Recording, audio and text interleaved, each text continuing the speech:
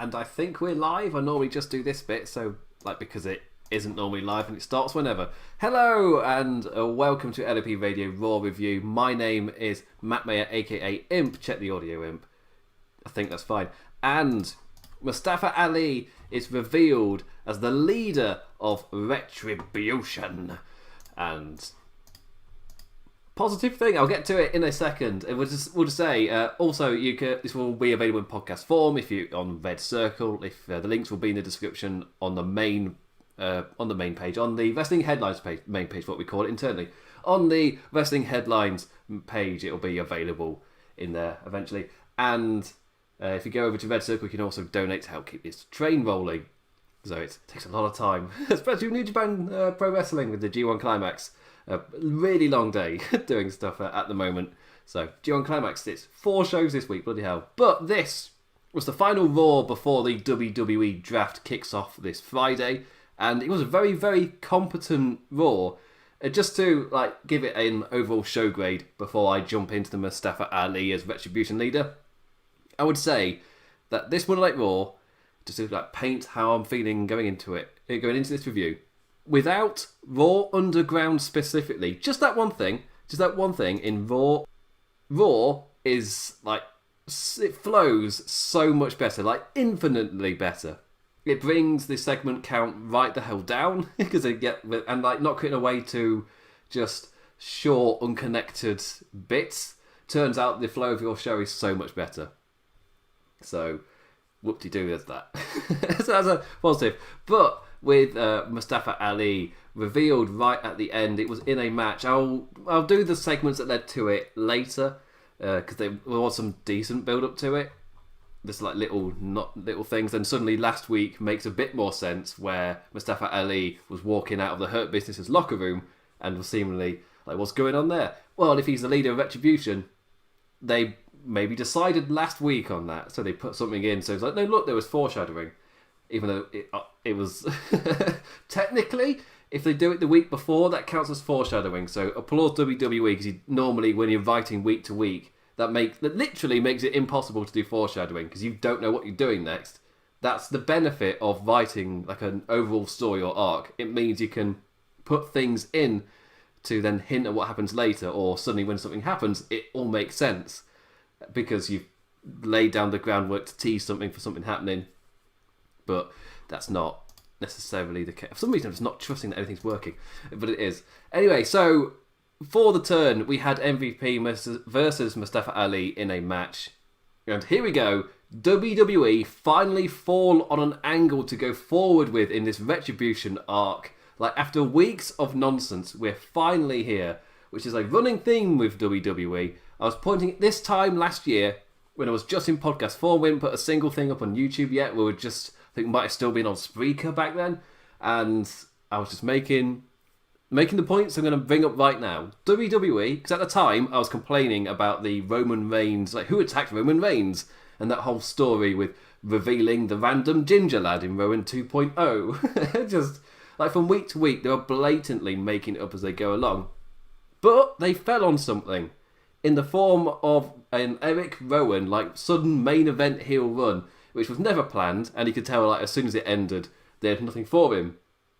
Which is the case in point that what wasn't the plan. If they had a plan to get him over, they would have used him afterwards. But because they didn't, for me, that's just yeah, it was what I thought it was. But you got a decent run out of it from Eric Rowan. They landed on something great after weeks of nonsense. Of just hopefully they'll fall on something if we keep making this up as we go along. Eventually we'll land on something, right? And it's the exact same feeling here. History's repeated itself. If you're never going to learn from it, you're doomed to repeat it. WWE, for the second year running, around the same time, building 2 Survivor Series, finding its feet right at the pay-per-view just before, and suddenly, this Retribution angle, which evidently, week to week, they do not know what they're doing, and for example, the week previously, they can't possibly have known what they'll be doing the next week, because case in point is there's no foreshadowing for anything, so just things are happening. And then you get an explanation afterwards. It's all in hindsight. This, as Mustafa Ali, even though I can point out there was a weird thing which didn't seemingly have any explanation on Raw last week in Mustafa Ali coming out of the Hurt Business's locker room, That was it. There was nothing else. There was no hint at all that a leader would be revealed, or that they even had a leader. We all just assumed it was T-Bar, or T-Bag, as MVP called him tonight. Thumbs up for that. But because there was no hint about it, that made me think, oh, there was no plans for this, just like the other thing. But it's one of those where you can then look at things retroactively. And one of those things is the hacker. And everyone just assumed it was Mustafa Ali over on Smackdown because he was off of TV at the time. And then running this hacker thing, and it just kind of died. And I think it was revealed, yeah, it's meant to be me, but it just died. Suddenly, with an angle like this, where it was him trying to out truths of what's going on, it was used in a segment which isn't exactly tearing down the system with the Mandy Rose-Sonya Deville relationship. But he can retroactively go, no, he was a Smackdown hacker. I was trying to expose truths.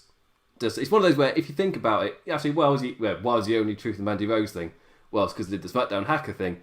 Didn't really have a plan for it, so what do we use it for? And then fell on something half decent. But this, it means you can retroactively look at Ali, and it works. It's excitement for a reason. They've done a really good job in picking a guy who, like, the audience as well wants to see get a shot and wants to see succeed after not really getting much of one, so he worked in that way as well. Like, somebody on the main roster who has really struggled to thrive. And it's like, he came so close to getting an opportunity before just, poof, it was gone. With the Kofi Kingston stuff last year, where Kofi was Mustafa Ali's replacement, and after that, blur. And also he was set to win Money in the Bank right until Brock Lesnar comes in, blur. So it's like at the last second, he's had things just taken away from him, where he's had like no control over it. And I feel like that works. You can work retroactively. You can go in and use him, how his run's gone so far on the main roster, and just say what's happened, and it would work why he would be against the system, because the system in a way has failed him. And I like that. The only issue is, will there be a heel group? And I'll get to that. I'll get to that after I run through what happens, and then I'll just explain what I think might be a bit of a bad idea if they are heels. But anyway, so Porter showed some real aggression in this match.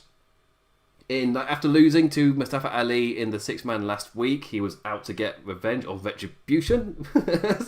Can't use that word anymore. It's so annoying. In wrestling, you use the word retribution to describe something so often. It's just taken out of circulation now. Or you have to always say pardon the pun. When Ali showed some fight back, the other two lads jumped in, but the lights flickered and retribution arrived. The ring there wasn't really much of a match. It felt like there might be, and then the ring surrounded. Ali then appears to fight with the business, the four of them standing in the centre of the ring. Ali then slides out of the ring to step up to Mace and T-Bar on the ramp. MVP smiles. It's like, this guy's got guts, or this guy's going to get his ass kicked. I'm happy that he's taking the bullet. In a way, what an idiot. But he then just turns round and he reveals he's their leader. He is on Retribution's side and orders them to go and attack. They do. Ali orders the destruction with other hooded goons as well. Like our 3 Master Migos run riot over the business, ending with holding the steel steps up for T-Bar to drive Lashes headfirst into it. All posing in the ring after, behind their new leader, who raises his hand up as normal before clutching his fists as the lights go down. And that segment lit social media ablaze. It was just suddenly, yes. It's just this group, which was seemingly dead on arrival, suddenly you give them a face in Mustafa Ali, someone that we can get behind, a character we can get invested into. We're not getting invested in T-Bar, Mace and Slapjack. Like, come on, seriously. But we can get invested in Mustafa Ali. Suddenly, this group has a bit of gravitas to them. Something you can build around, something you can build to Survivor Series as well. Suddenly I'm interested. Suddenly it sparked my interest. Again, he's a perfect choice as well, just because he was really struggling to kind of get on television and the fans wanted to see him have an opportunity. The only issue is if they're meant to be heels. So this is kind of where them feuding with the Hurt Business might save them. For with the Hurt Business, they're heels who now and then do face things. So it's a little bit confusing at times. Like, they're stepping up for the company, but you are kind of getting what you asked for with them, where they don't necessarily have your company's best interests at heart long term. They're quite selfish for themselves. So yes, Adam Pearce gets them to help in the short term, but long term, he's going to owe them things. So, you be careful there, Mr. Pierce. But, Retribution as heels, I'm not entirely sure that's the best idea. It's like the lesson was Daniel Bryan. When Daniel Bryan really worked as a heel in spite of the fact that everything he said, like every millennial watching, like everybody that's watching it was going, he's right though. Like every word he's saying, like he's totally right. But it really worked as a heel. I'm saying that as a millennial, I can watch that and I can say, yeah, I was fully behind everything he was saying, but I also totally believed him as a heel. So I'm not just saying just because he's right doesn't mean I can't cheer him. So it doesn't mean I can't boo him. That's the case voice there. He worked as a heel and he had kind of gravitas. So there's weight behind him because I am listening to what he's saying going, yeah, but he's right though. And with this act, it has that potential. And I'm not the only one that's made that comparison. I was happy when I put that in my notes, that I go to social media and see loads of other people have made that same comparison to Daniel Bryan, where they're expecting the words of Ali to somewhat ring true, which just gives even more weight to the group. Just what he's saying, there's actually some substance to it. The grievances he's had, it's like, yeah, I understand, I would too, type of thing. that really helps kind of ground this floating nonsense. Just ground it, put it a bit more in normality, even though he's got Ninja Turtle villains behind him. It grounds it a bit with Ali. The only issue is, I've seen a few other people pick up on it as well. Mustafa Ali is such a fantastic babyface. He's so good at getting you behind him and believing in his cause that at least that makes it believable that he will be able to get people to believe in his cause, because we've seen him be very, very good at that. That is one of his strengths, is being able to do that with his words. But not as a heel. So that's the interesting thing. And that's what I was talking about with the Hurt Business. Can you slowly make Retribution a little bit face? Or are they going to be flat out heel? Because it's WWE. They sometimes try to tread the line, and I feel like if you incorporate the Retribution goons, as that's what I'm calling Mace, T-Bar, Slapjack, when you incorporate their Twitter game into it a bit, you give a little bit of that character on television, and you've got a semi-face stable in a way. That said, this is what I kind of say, like, yes, when somebody's Twitter game is half decent, that can kind of help you get excited for seeing that act.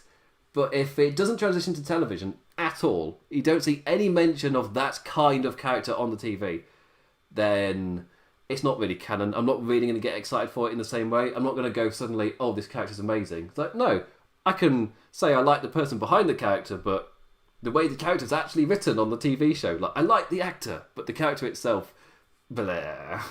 So they've been, but giving them a focal point, giving them a leader, giving Mustafa Ali all the thumbs up in the world, and they can suddenly have a massive direction, and we are fully behind as fans, like getting to see Mustafa Ali get this opportunity, get this push, because there's been a call for him to have something. He's just been floating about with nothing pretty much since, was it last year? Or when was Money in the Bank with Brock Lesnar? Was that last year or 2018? I get confused. Can't remember if that then led him to Mustafa Ali and then getting injured before Elimination Chamber, or if it was afterwards, as it was another opportunity that got snatched away. I think it was first. Confusion. Who was bloody Money in the Bank last year? Anyway, let's get off that tangent. But yeah, so Mustafa Ali revealed, again, cons, there was no teasing for it really. We didn't even know they had a leader. So I personally might have teased that a bit, that there was somebody above them, because that's what I was talking about last week. Like, what is the hierarchy of this group? Like, what are the goons? Do they also believe in their cause? Well, it doesn't really make sense. But this week, when you give them Ali, so the hierarchy suddenly makes a bit more sense when you've got such a clear face and guy who's really, really, really talented with his words. And delivering, obviously. All the praise for Mustafa Ali. And that's kind of the big takeaway from that. It was a shame about the main event, because the main event was then rapid fire, chaotic 6-man tag. Like, get all your crap in 8 minutes type of thing. But it was also filled with, well, who cares? Like, after that Mustafa Ali reveal, That's all I'm going to be thinking about. That's all I'm really taking in. Really, that's like an end of show reveal, because then you can go off air with him closing the fist. That's probably what they should have done, to be fair. But then you've also got to justify MVP versus Mustafa Ali main eventing over the 6-man tag, and immediately like, why is this main eventing? Like, your spidey senses are tingling, the alarm bells are ringing. Why is this main eventing? Even though it's an end of show segment. I get it, I understand. It might be a different way, but it wouldn't have had that same direct tie to the Hurt Business if you had them interfere in the main event, for example. So yeah, I'm happy with it, it's fine. Also, I can feel my voice going. I've not recovered from doing TakeOver on Sunday. I've got to bloody do this again on Thursday. Just a quick swig. Lovely jubbly, he says, whilst knackered. Anyway, so in quicker fashion, normally I spend a bit of time going over the main thing, the main topic for the day. Sometimes I go 20 to 30 minutes, but today, no. I feel like I've gone through all the pros and the cons, really. The cons are all in the past, and I feel like this is going to be just like that Roman Reigns angle, where for months it was nonsense, or for weeks it was nonsense. But as soon as they landed on Rowan, suddenly they had a direction to go into, and it ended perfectly fine. I feel like we're the same here. In terms of the story of the birth of Retribution, as long as they don't drop it, as long as they stick with it, and you don't get suddenly we just don't see anything about it, because that's the worry of them writing it week to week, that things just either get forgotten or dropped. But I'm at least excited. It's at least got somewhere to go. I like that Rowan storyline. But at least for the next few weeks, at least till Survivor Series, there's somewhere to go with it. There's some excitement. Anyway, let's move on to the opening segment. I will now go through the show in order. Got a load of notes to blast through. Makes sense to do this ASAP. Just to blast through the show. So, Randy's on a chair to kick off the show. And I've seen some people, because of course I watched this the next day or next morning. Today it was like around the G1 climax, so I watched it. I started it and then had a massive gap before coming back to it. And this being the first thing I saw, not exactly lighting the world on fire with a hot opener or something to bring me. It was delivered well enough, the Randy Orton promo that kicked off the show, but it did absolutely nothing to pull me into what's happening.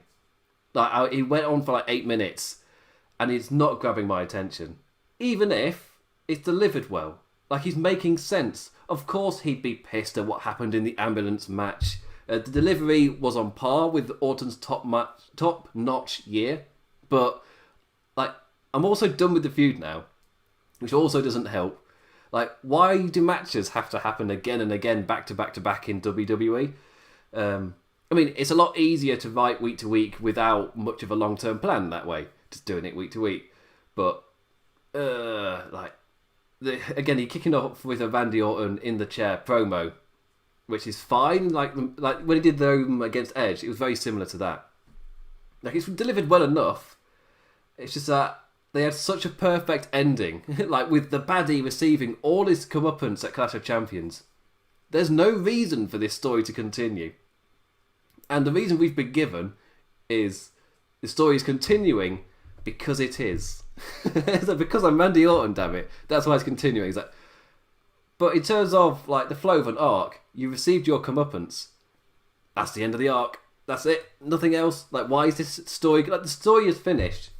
But, like, there's no reason for the story to continue, but it's dictated by the WWE's wrestling schedule / booking ideology that it must. It's like, well, you've got to do 3 matches, and we've got one more pay-per-view before Survivor Series.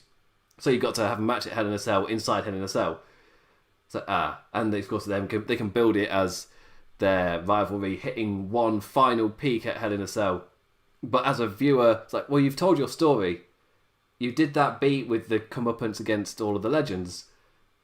That was a perfect end note. What? So in terms of, like, you finished your story, but you've not finished your kind of wrestling line of pay-per-views. Again, this is an issue with not planning things in advance. For not going, well, we'll do this at this pay-per-view, then this at that one, this at that one. And you don't put any plan in place, you make it up week to week. And I'm not saying they do this for every storyline, but this is like a case in point that it's happened here. Even though I've got massive praise for Drew and Randy Orton's work, I've really enjoyed their rivalry. I think it's been one of the best things in WWE by quite some margin. Randy Orton's been one of the best things in WWE this year, Drew McIntyre's been an absolutely fantastic champion, the best babyface champion they've had in quite some time. It generally feels like they can make a big star with him. But it's overplayed it. They've done the normal WWE thing where I'm enjoying something. It hits a perfect point, but it just keeps on going because they've not finished the run of pay-per-views yet. So it hit its natural conclusion, but the wrestling pay-per-view schedule hasn't quite hit that note yet.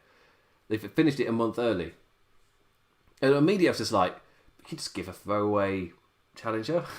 You don't need to do a massive Hell in a Cell fight. You don't have to. Yeah. Anyway, it's delivered well enough. I was just not really paying attention. I have no reason to be invested in this match. Because they had their ending already. It was just at the wrong pay-per-view for the calendar. So we've got one more to go.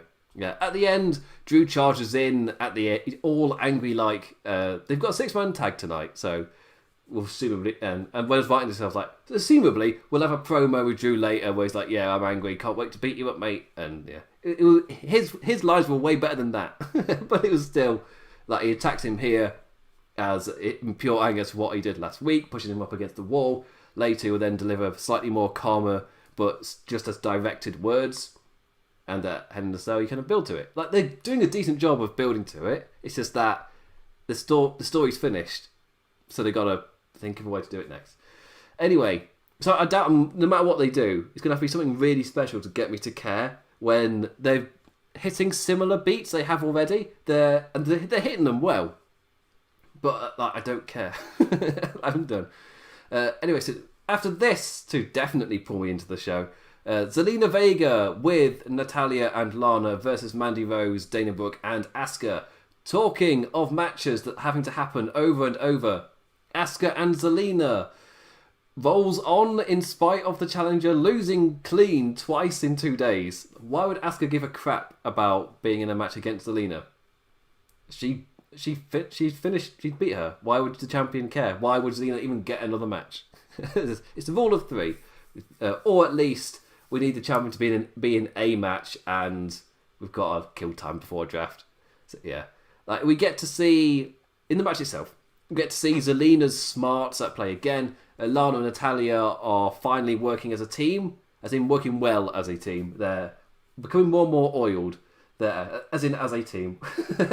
It's only using terms where in wrestling they mean other things. But yeah, they after easily getting beaten and destroyed, as soon as Lana get in, they just get murdered. Now there's a bit of coordination to them. There's a bit of not coherence, a bit of. Let's leave that. What's the bloody word I'm trying to think of? Cohesion, that's it. I was so close to it first time. There's cohesion within the team. You can see that developing. And week to week, there's a little bit more. I feel like that's WWE. I don't normally praise WWE for subtlety, but I feel like that's a little subtle thing that the team's getting better. They're not winning, but they are getting better at losing. I guess if that's a compliment. Anyway, but Rose and Dana Brooke have had an immediate impact on the division as well after debuting last week, so that continues. Also really highlighting how there isn't really anyone set for Asuka, which is perfect timing for a draft, eh? Just suddenly you can bring somebody in and immediately give her a challenger. Peyton Royce seems to have disappeared off the sun after showing a half decent breakout. I think, was she on last week or was it the week before? Because no, Asuka's been facing Zelina Vega. Yeah, so when Peyton Royce had a match against Asuka, they're maybe building something here, but it's been 2 weeks with no Peyton Royce. So, maybe not then. In the end, Asuka gets in and beats everybody up. What a great match. What a great way, what a great structure to a match. It's we're going to go back and forth. It's going to be relatively even. And she gets in and beats us all up. So, that was basically one of it. But with a little bit of a story note at the end, where Mandy Rose makes a tag and gets in the running knee for the win after Asuka dominated everybody. She gets the running knee to get the pin and the victory. Just in time for Shayna Baszler and Nia Jax to return to Raw all healthy-like, once again to put Lana through a table. Oh, the poor lass. How dare your husband leave us for the enemy we're not competing against? And what's this, 4 times Lana's now gone through a table? In a row? The poor girl. Again? Really? Do you have to go through again? Yeah. But this was then setting up the fact that the Raw Tag Team Champions are back and they are defending their titles against Riot Squad later in the show, which was meant to be taking place on pay-per-view. But of course, with the sudden COVID alert and a whole load of talent weren't available, I'm assuming Cedric Alexander is still off the card because of that same reason.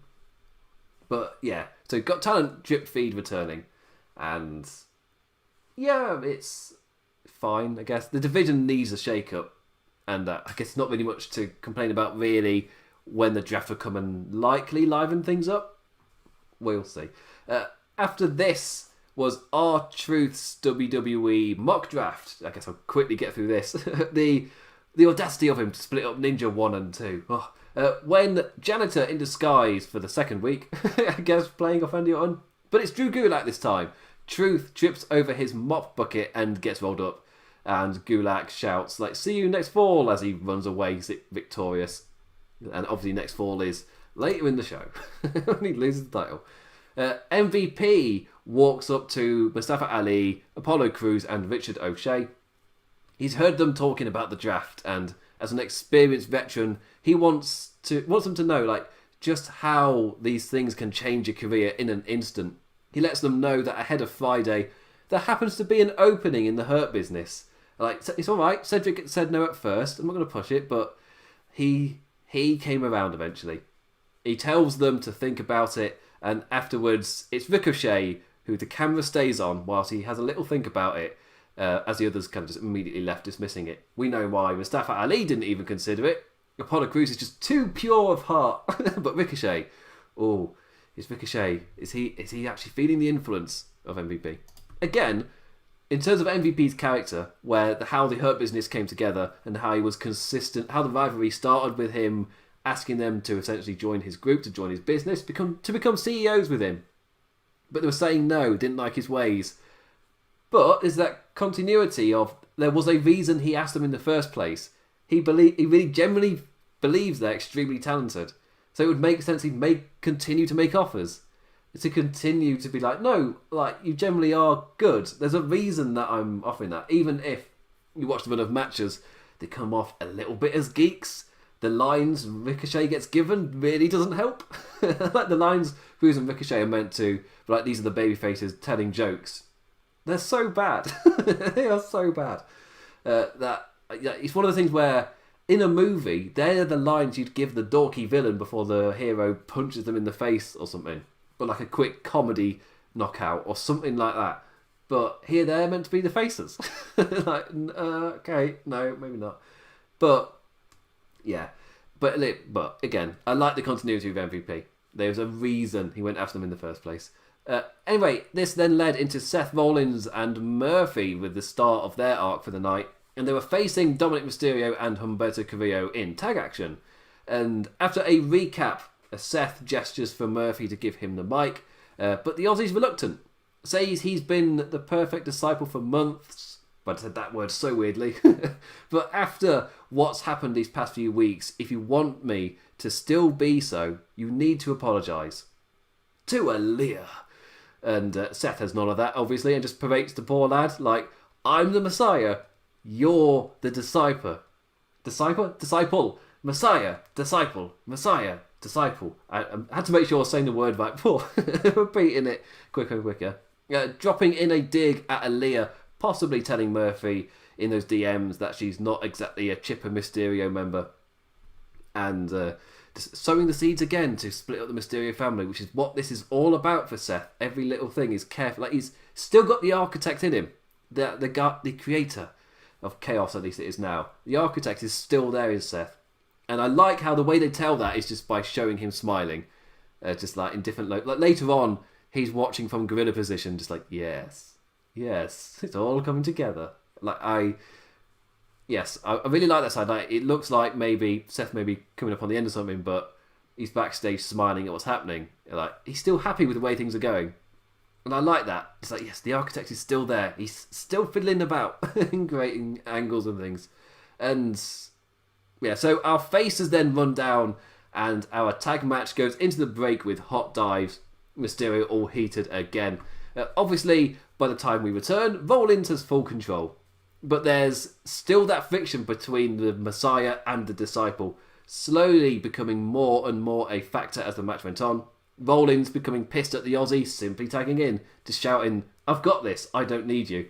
Or when Murphy then ran in to launch Mysterio over the barricade to save Seth Rollins from getting beaten up. Again, Rollins is just pissed that Murphy did that. But in the match itself, Murphy was running riot. Like, every swing of momentum came after Murphy did something which was the right thing to do, and Rollins' reaction was just like it was overblowing with reactions, and that then cost the momentum of the match. His disciple was cleaning up, and he's the one who secured the win. But he did so in pure dissension. Murphy then walking up the ramp, muttering, "Wait, you don't need me, do you?" And Rollins cuts Chase, still angry as hell. There's this angrily taking off the wrist tape, but the rest are doing anger, just to show that they're angry, and the people in the back can see. Take the biggest piece and just wrap it round. Like, oh, I'm so angry. Yeah, more of that later. Strowman is backstage. Smackdown superstar Strowman just ahead of the draft. This is the second time the draft kind of gets properly mentioned by the wrestlers and the world, and he's angry. There's no Raw Underground again. In brackets, I just wrote, "Yay!" Don't get Raw Underground. And as I was saying earlier, the show flowed so much better because Raw Underground wasn't there. But because for the final 2 hours, you're not cutting back to these short fights that are so unconnected from the rest that's happening. It's like suddenly the show really flows, because in terms of building to the main event, you suddenly got a straight line rather than, oh, but we've got to dart up here, then dart down there, go this way, and then back to that thing again. It's like, no, it's just a straight build, it's a straight line. The show flows so infinitely better. So personally, I wouldn't mind Raw Underground being dead, but because they keep mentioning it, I'm so thinking, after the draft. So it might not be on the show next week, but the week after that, it may be back again permanently. But Adam Pearce tells him, you're not a Raw superstar, so I can't sanction the match. And I guess not being a Raw superstar so you can't sanction the match is a rule for this week, and this week alone. Just try not to remember the existence of this rule. You'll just get annoyed when they contradict it in the future. It's it's one of those things where when it do get contradicted, it's one of those where they contradict their rules so much. I'm like, yeah, but the rules say backstage, they're just for that plot point, they're just for that segment. I've stopped taking them literally. Which in terms of world building, it's like a massive thumbs down. It's like, you don't want me to be watching your show thinking like that. The reasons you give for a thing not being possible do not matter. The rules you are saying aren't there. They don't actually exist. That's the way I kind of look at it. These rules are just part of a script to give the character a reason to say the thing. They're not actually rules that exist. And that's why they don't get looked at in the future, because they don't exist. But Adam Pearce then says, case in point, don't remember this rule, because it will be contradicted and you'll get angry. It's like, they contradicted when they said this earlier. It's like, I'm surprised she's still on purpose trying to remember when they say these things, because they contradict them so much. Just when they say, this is a rule, I can't do this, just forget about it as soon as the show finishes. Again, I'm saying it in a chirpy manner, but that is technically a massive thumbs down. It's just, I'm used to it now. But Adam Pearce says that he can find Strowman an opponent. It just won't be a sanctioned match. Braun's happy with that and walks off with his big, muscly, broad arms. And Pearce doesn't have to look far, as Keith Lee immediately walks in stage right, assumably hiding behind a production box, to accept the fight. He's like, yeah, I'm in. And off he goes. And immediately I'm like, big boy fight. Yes, I'm ready. It's weird that in modern day wrestling, I get really amped for the big lads doing big lad wrestling. I generally get excited for it. Anyway, after the break, Rollins finds Murphy to shout at him. The Messiah doesn't apologise and says Murphy's actually the one that needs to apologise to him, and if he wants to be his disciple, he has to apologise by 10 p.m. And I like that. It's using what Murphy said, where Murphy said, no, you've got to apologise, but then Seth comes in going, actually, you've got to apologise, and because I'm the Messiah, I'm going to be way more authoritative with that. I'm going to say by 10 p.m. It's like, do you actually want to be... The question isn't, do I want you to be my disciple? It's, do you want to be my disciple? I like that, just twisting the little words in it. flowed from their match really well. And then, of course, we get the countdown timer later in the show, the proper graphic and everything. And then they come out for a full-on segment. Anyway, so next up was the KO show, and advertised fair bit in advance, building off from Smackdown last week, where KO is going to have Bray Wyatt on in some capacity. Like, you know, if anyone needed a Fiend intervention to give them like a wee reset, it was Kevin Owens. Like, he's been treading water since WrestleMania, going nowhere and not really doing much at all. And Big Kev cuts the off announcer Mike from giving like the full-blown intro for the KO show. Owens isn't quite feeling it. Like, right after his encounter with the Fiend, he's feeling different. And it's still with him. He still feels like all that dread after his first encounter last Friday. And KO calls the sweater-wearing fella out. So Firefly Funhouse Bray says hello on the Titantron. I say, just waving hand like, hey! All about friends having fun together. He and the puppets sing a Friends song as well, which is pure Bray Wyatt. KO has none of that nonsense and just reminds him, like, after the attack on Friday, they definitely are not friends. KO wants to get some fight tonight instead of having to wait till their match on Friday, which that's a very quick turnaround. Bray doesn't take kindly to these threats, with like subtle warnings, like for the man that he's about to fight. Subtle warnings towards the man who's about to fight the Fiend. KO decides he still wants to get some Bray, so goes himself to find the man. But on the ramp, he's attacked by Aleister Black jumping in from behind and just crossing his legs, staring angrily away. So yeah, a lot of angry people, and poor Kevin can't even walk up the ramp without getting jumped by somebody. Oh, poor man.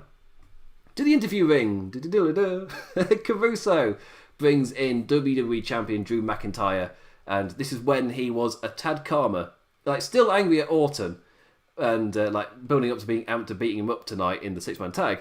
But like it was very calm and just saying, like, in the cell, Randy's getting sent straight to hell at Hell in a Cell. And I remember myself laugh writing that, like, yeah, so in the cell, Randy's getting sent straight to hell at Hell in a Cell in the Hell in a Cell match. It's just, how many times can you say hell and cell in Hell in a Cell stuff? It's the WWE writing where they make them just drip feed the name of the pay-per-view. It's like, at Hell in a Cell, I'm sending you to hell. And Drew McIntyre's delivery makes me believe him, even if the script itself is just a bit corny and crap. It's the same line you hear every week. And I swear Randy Orton pretty much to say, you don't know what hell is. And this week Drew McIntyre's like, I'm not going to send you to purgatory. I'm going to send you to hell. It's like, oh, at Hell in a Cell. That's convenient. It's just, they only start talking this way when it's this specific pay-per-view. They never talk like that before or after. But yeah, it's the WWE marketing way, and again, something I've become used to, but when you analyse it, it's weird. Like a lot of stuff in WWE. Braun Strowman promo VTR. Like, he might perhaps be getting drafted to Raw, given he's practically on the show already.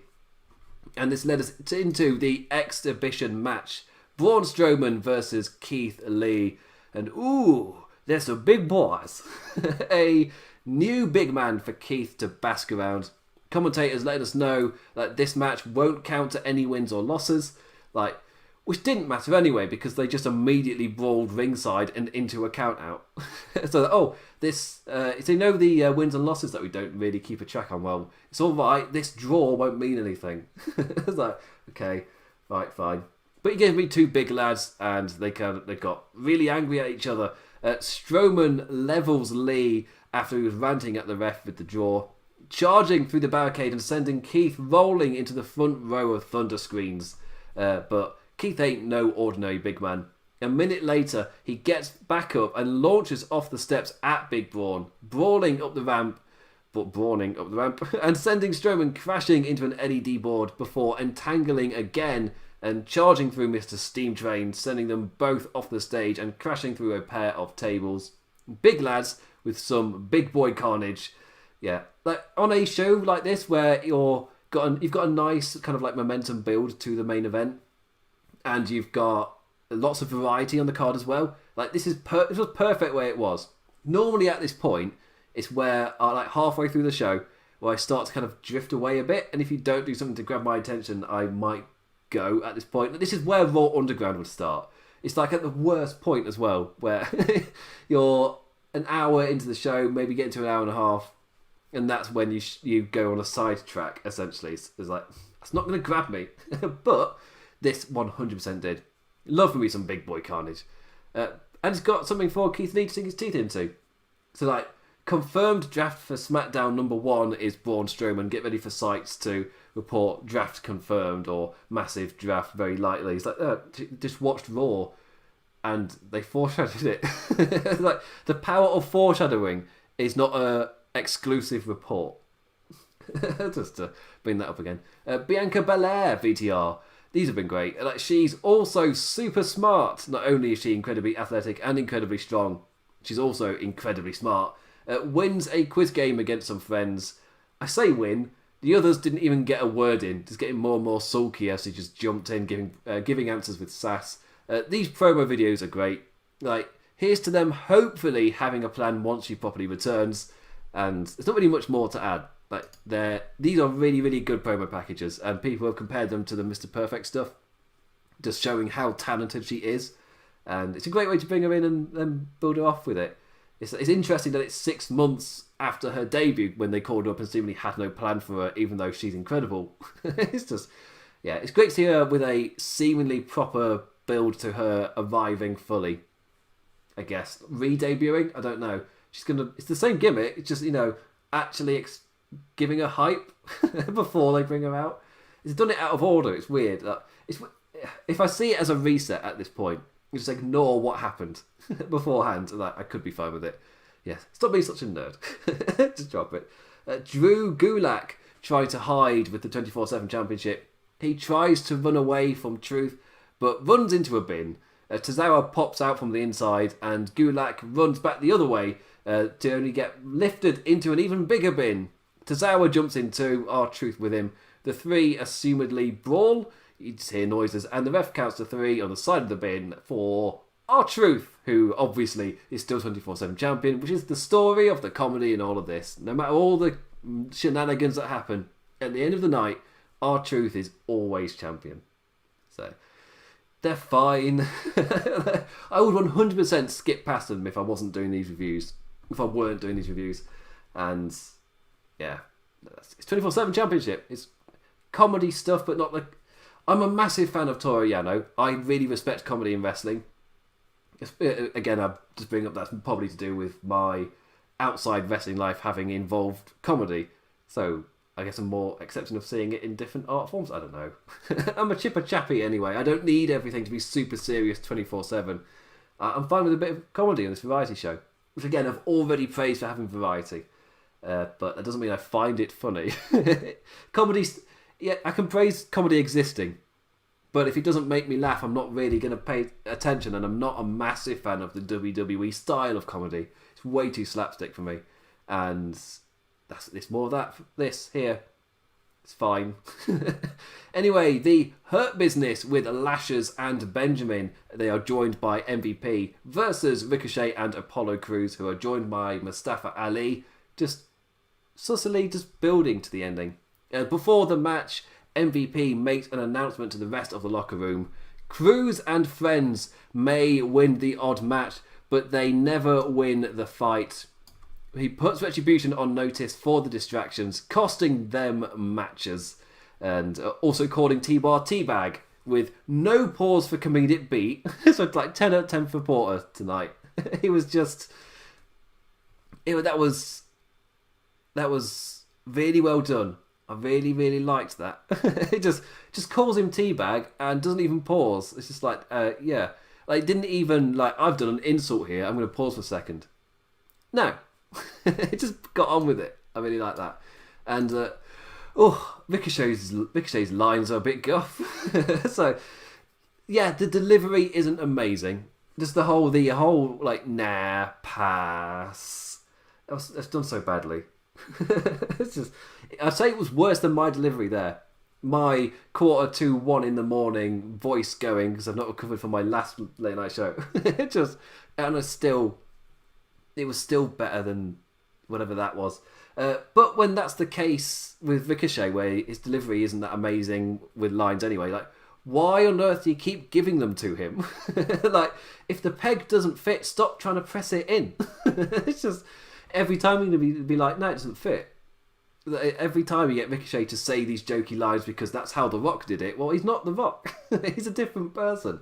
Why are you trying to invite him like he's the same jokey character when he clearly that's not to his strengths? I don't get this. WWE seemingly has to fit a lot, like all their baby faces into the same hole when they just play them to their individual strengths. I don't get it. It's a strange one. Anyway, was this match good? Yes. Did I care? No, not really. It's the same thing we've been watching since June. Like, yeah, it's good, but I've seen these pairings so much that I just don't care anymore. Like, it's a great pairing. All four men work well together, but it's all stuff I've seen over and over and over for 4 or 5 months straight. Like, I'm mentally absent now. just waiting for the Hurt Business. Let's put the Hurt Business over and move them on to the Retribution feud. And hopefully that's where we're going for Survivor Series. I can finally kick into that gear, and the twist with Mustafa Ali fully twists us that way. Maybe Ricochet has, after being betrayed by Ali, that shakes him enough to join the Hurt Business. And we get our Survivor Series 5, and maybe Apollo Crews just gets left about. That's part of his story, is he languishes. So yeah, I'm done with Hurt Business versus Apollo Crews and friends. Or Crews Catering, as I called it in SummerSlam preview. Or predictions. Yeah. I'm done with it. It's the same feeling of Andrade and Nigel Garza versus the Street Profits. Like, 27 times is enough. I'm happy to move on now. Question in the chat. Are Ambrose and CM Punk returning to WWE 2021? No. That's nice and easy. Especially with COVID. With the latter one. The other one obviously signed to a different company, so no. Hurt Business. Backstage. And Mustafa Ali walks up alone. And he has a match with MVP later, which I've already covered. And he says that as the three are kind of just laughing at him for approaching them on his own. Like, we know why now. And I like that. Like, he says, yeah, I am alone right now. And I will be later. But I don't want you to be alone. Like, go ahead, like, bring these two with you. Because when I'm done with you, I move on to him and then him. And after he did that, and he just pointed at the other two in Benjamin and Lashley, and you see what happens later? It's like foreshadowing. Like, again, there's been no teasers of Retribution having a leader to reveal. The whole thing is a tad sudden, but retroactively it does work, as I said at the start of the show. Like, I've said before as well, like, WWE are great at writing themselves into a nonsense hole with week-to-week randomness, but in the end, they then look back at what they've got and they put the pieces together after the fact in an impressively coherent manner. And that's what this Mustafa Ali thing feels like. Like, only to go and do it all over again. Like, they write a nonsense story, they somehow land on their feet and they patch it up all together after suddenly 1 week taking stock and just looking back and seeing what they can use. How can we make this make sense? Then they do it, only to then start the process all over again. Which, again, that's why I brought up Roman Reigns last year. It felt so similar. The same feelings I got last year. They've just repeated the process. But more often than not, they're nonsense big angles. Like, they have no plan for and are awful for weeks and weeks until they fall on something. I.e., top heel Rowan last year. And now, top heel, assumably, Mustafa Ali. Again, I've put a bit more in there to make it a bit more elaborate than just top heel Mustafa Ali, especially as he's so good at getting people behind him and getting the fans invested in him as a guy that can save the world or a hero. Yeah, it's interesting to make him a heel. Anyway, on to the next segment, and it's Murphy Apology O'Clock. Ding, ding, ding. The Disciple awakens in this segment. Well, they've been building to for weeks, maybe a couple of months, and he's had a full hour to think it over. But when Seth presses him, getting angrier and angrier, Murphy still gives no answer. In the end, after grabbing the Aussie by the beard, Seth gets tackled down with fists raining down. Buddy Murphy has had enough. Well, he doesn't have a first name anymore, does he? Murphy has had enough. The two brawl to ringside. Seth attempts to use a kendo stick, but ends up on the end of it himself. Murphy whipping him back into the ring, hitting the Messiah whilst asking Seth to be the one to apologise. And he does. Fully saying sorry for bringing Aaliyah into this. I didn't mean to. But it's a trap. Sorry. But it's a trap. Gotta make Star Wars reference. Downing Murphy and digging his thumbs into the eyes before relentlessly whipping crazy with that kendo stick. Aaliyah runs down to save Murphy from a chair-wielding Rollins. The whole Mysterio family shortly out by her side. And in Gorilla, it's what I mentioned earlier, in Gorilla, Seth's smiling at what those actions have done to the family. Just like the splits showing the splits showing in the family with them kind of becoming a bit more fractured over what to do with Murphy, of how to take him. And I'm a massive fan of that. Especially when you put that with the Seth Rollins things, like, yes, it's all going to plan. The family's becoming fractured. The seeds have been sowed. Yeah, massive thumbs up. And, yeah. After last week, I went on my entire rant, shifting the focus to Seth Rollins. I feel like it's eased me a bit. I feel like that was this week, it tackled it a lot better. There's still the, like, is this really the right time to run a romance angle between a 32-year-old and a 19-year-old? Yes, technically it's moral, but I'm trying to think the way to I hate getting into this hole again. The timing is bad because of speaking out. You don't really run this angle right after speaking out, right when your company is still PR-wise in the doghouse, especially with like the dealing with Velveteen Dream is still a very apparent PR disaster in how they've handled that. And WWE have not been let off the hook. And then they run this angle. It still feels a bit, but the focus being not entirely on it and it being a part of a bigger story, it helps a little bit. I'll be honest. Putting the focus onto Seth a lot and his and Murphy's relationship, and it's all like a play by Seth Rollins. Like he's the one he's the puppeteer controlling his puppets. It's different. I like that. Anyway, I'll see where it goes before I have a full-on moan. To be fair, like on week 1 it didn't give the best taste. Week 2 a bit of a better taste. It's the issue with this doing the show like this. In terms of just judging it week to week, I don't have anything else to judge it on. And later down the line in hindsight, I'm like, maybe I overreacted a bit there, or maybe I should have seen the warning signs. But it's week to week. I don't have anything else to base it on. And with WWE, there's a running theme of it might be bad now, but we'll see. They'll let it grow. And trust me, in like half a year it'll be fine. And more often than not, when for the stories specifically you say that with, quite often it's sorry, I've stopped believing in it. Anyway, the WWE Women's Tag Team Championships, not Raw. That's why my lip wobbled. Shayna Baszler and Nia Jax versus the Riot Squad. The challengers with a decent tactic in this match that was meant to be on Clash of Champions, quickly trying to ground Nia, but sooner rather than later they're quickly finding themselves flattened. The champs showing increasing tag team fluidity, joining together to beat the poor lasses up, connecting on that one thing they both enjoy, beating up people. Shayna having fun torturing Riot's arm. Liv ran a bit of fire with the hot tag, but eventually had her head knocked off by a Nia Jax clothesline. Something of a repeating pattern. The champions with some dominance, the challengers showing a stretch of fire, but eventually they get caught and Ruby Riot's tap into the Karafuda Clutch. So yeah. Not really much to say. The women's division on Monday Night Raw has seemingly needed a refresh and the draft couldn't have come at a better time. At least Rose and Dana Brooke add something to it, but there's still... The draft is like so necessary for them. Yes, there are the 2 women in the Retribution stable, but again, writing that week to week, who knows when they'll give them like something to play off next. The Street Profits are ready for their main event billing. They don't need night vision goggles to see Randy Orton. They somewhat set this up last week with the Street Profits popping in to say hello to the legends. And like, hey, I give credit to WWE when they genuinely set something up on a previous show. As I was saying with Mustafa Ali earlier, that suddenly has a bit more weight to it, that random thing that wasn't explained.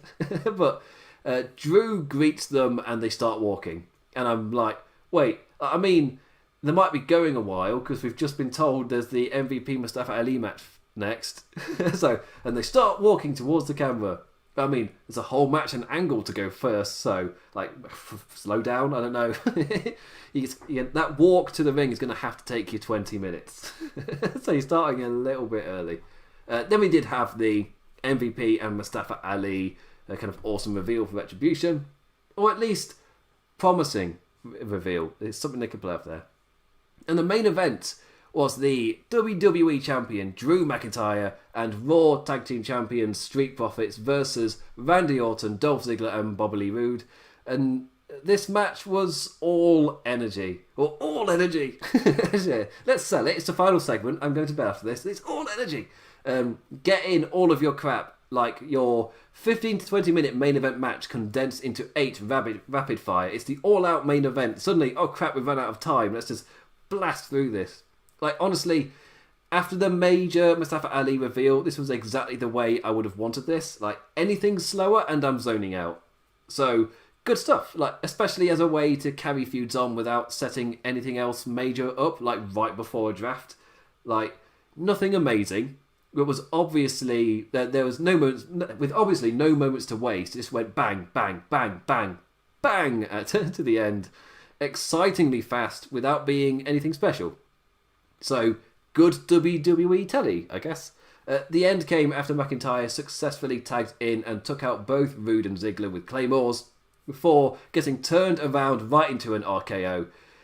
In the no-letting pace of chaos, McIntyre took his eyes off Orton and paid the price. Victorious on the ramp as Tom Phillips shouts at us that Orton will be facing McIntyre at Hell in a Cell. Get excited! No, I can't do it. The match will be good. I just won't be super hyped for it. Because I was for the ambulance match. I thought it had done a very, very good build, and I felt like the match did stand up to the occasion. It's just with Hell in a Cell, they're hyping it up again to be a massive occasion. I'm just not feeling it. Because I've checked out. I'm done now. You finished your story, but it's still going on. It's going to struggle to... Oh, stop. Oh, you're shouting about it, though. Oh, that must mean it's exciting. Anyway, but that's not the takeaway from the show. The big takeaway, which is still being talked about when I woke up this morning, was Mustafa Ali being revealed as the leader of Retribution. Something that nobody saw coming. Again, especially as they didn't really hint at it. Because did WWE even see it coming? Was that thing of him walking out the locker room... Was that because they knew that, like last week, they decided he would be their leader, or did they not know and it was something random? It's just a thing. It's just a reason to start the segment. Just, why would the Hurt Business start beef with Ali? Oh, well, let's just do this. So, again, I could be reading more into it. Hopefully not.